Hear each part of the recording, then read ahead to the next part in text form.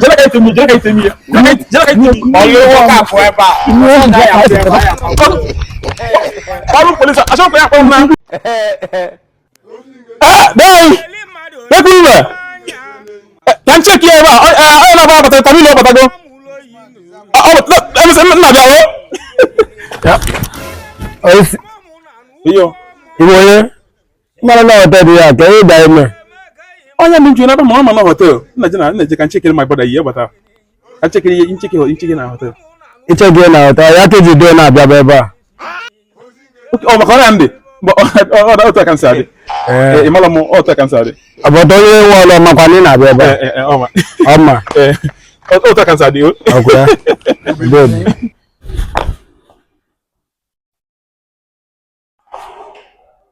Hey. Hello, good afternoon, sir. Good afternoon. Wake him. Fine, sir. Welcome to Camille Hotel and Suites. Suit. Yes, sir. What do you call this suit na beba? Not to actually, sir. But you're welcome. You can say one this suit ka I'm come my brother so we but ko suit e bia. No, not actually. Yeah. Yes, sir. So are you here for booking or for reservation?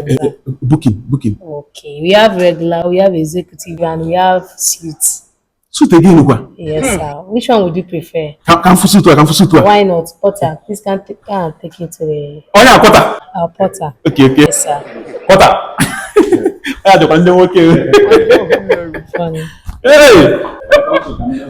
Thank you. Never amaka. Chineke nna.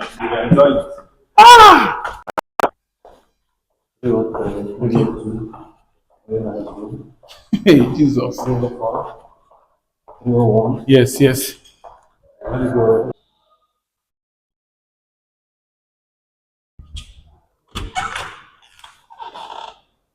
Hi, Jesus Christ. Very nice.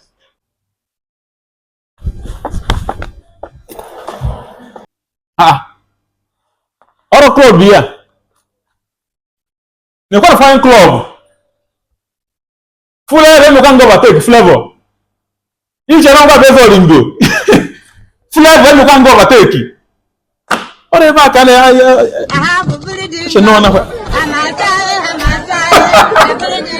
You can't find club.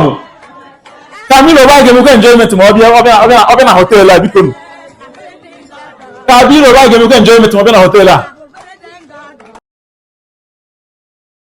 So what do you? Camilo, you can one do. My Lord, you go there by 2 days. In carry a bed. Okay. Back and back club. Back and then a laddie. Back and then a laddie. Back and then oh, come here. He's camera. He's your brother. Oh, camera. Oh, camera. Oh, camera here. Oh, the camera fumo. Camera fumo. Iya the best hotel unfu kirikiri Anambra. Security tight. Your nature. Their service will know one in town. Ma compound buguru wani ndri nesi abroad we bata ma ndi US ebe afun ha ebe na ebe ka ka lodge cha.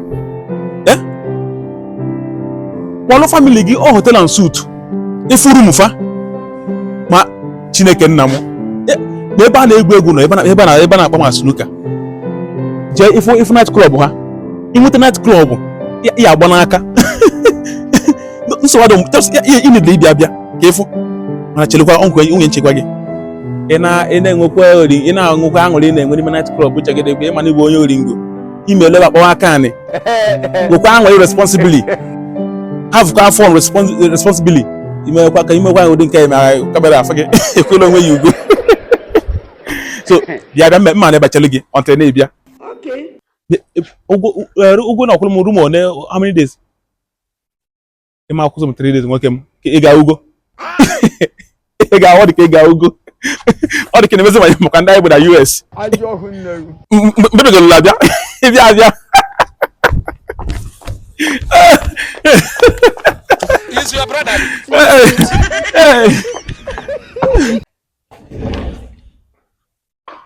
Welcome, sir. Good evening. You're highly welcome. Have a seat. Thank you. Come on, Yeah. I will even in African dishes in here. Seafood, tilapia, we have it. We have platter. Yes. Okay. Jollof rice, fried rice. Oh dear. Okay, sir. Please, okay, sir. I'm coming, sir. Everywhere tidy. They did not get me. I have a belief in God. I'm a child. I believe in God. I have a belief in God. I'm a child. I believe in God. I have a belief in God. Hallelujah. Amen. Luxury or nothing. Okay. Luxury or nothing. Luxury or nothing. Luxury or nothing. Luxury or nothing.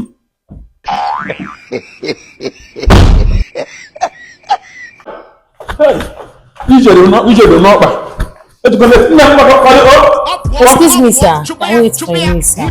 Please. Important has to check your room before leaving, sir. But no need, I'm a man of God. It's our policy, Don't worry yourself. That is our policy. There's nothing there, sir. Just some minutes, sir. Hey, Potter. Please, can you come? Please shake the room before you leave. Okay, I'm waiting for it. I'm a man of God, though. There's nothing here, sir. Just to shake the room, sir.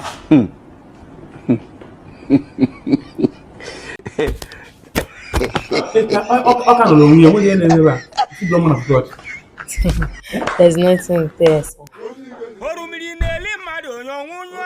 The room is empty. Check his bag.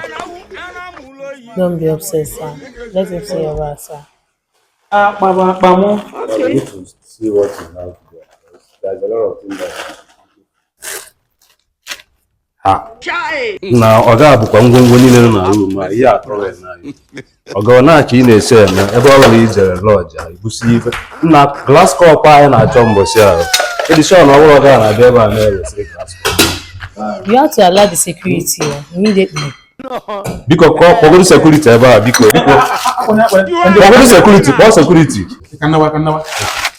Oga, biko. All security.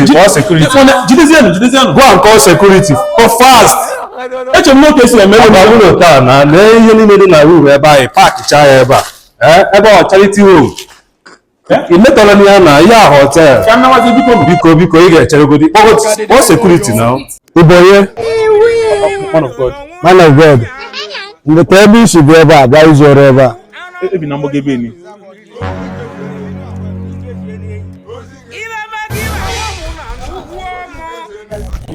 Moment! Not eziokwu. Even by the it's a man of God. No, eziokwu. Nna, ihe eme. Na ọ nọ ji n'ime room anyị ka ọ na-apụta kpọkọsi ihe dị na room. Jesus, more light. Nne, biko unu eniwe. Asọkwa m na o meho. Ọ bụ ihe bụ n'ukwu na o mefa ncha niile. Ọ bụ ma ori aka ntụtụ dị na agbụrụ fa, ọ dị na ọbara fa. So ihe bụ n'ukwu na o me. Biko na ya bụ biko unu meela ya ebele biko ka mkpọli ya naba. Ka ọ mụ na-azị ama nke nsi handle ya. Biko ka nje handle ya ka nsi handle. Biko ka m jiri aka m handle ya. Biko Adam, eme ya ji akpọnye ebe onye a. Iwe je duo ya ndụmọdụ. Mgbe ọzọ anyị afọ ya na Camilo Hotel ebe ọzọ. Anyị eme ihe a na-eme ndị ori. Nsogbu adịrọ. Ọma mbịazi. Ọ bịa kpogo. Kunite. Come on, biko police. Police.